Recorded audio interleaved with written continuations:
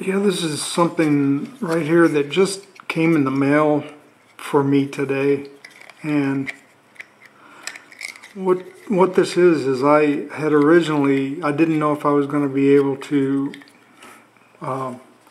rebuild the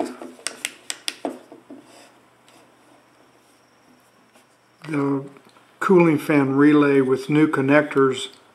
The terminals on the connector were pretty bad shape, but I actually had gone down, I found the connectors at Napa. I made another video, I mentioned that.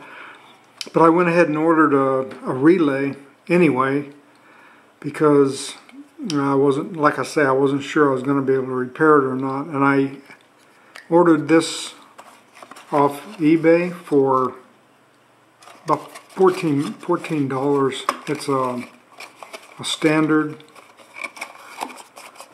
RY83 relay, and I've ordered these relays before to work on the car, and most of the ones they're selling are not really, they work, but they're not really the right safe relays for this car. But if you look at this RY83, you'd have to look closely. I doubt I'll be able to get it up on camera because it's too far down in there. But down inside of this relay, it's built with a diode. It has a diode in there that stops current from that gets in this coil. It builds up in this coil, energizes this coil, and backing up into the wiring and catching fire. So I was just wanted to tell somebody that if you're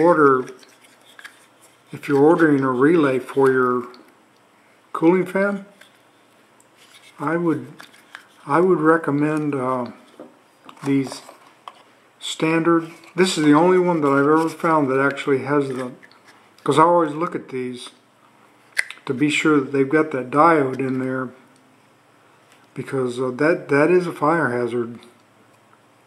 And I would recommend this standard RY83.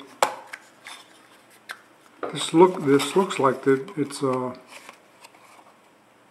been around a while. It's pretty old, but I don't know. It doesn't.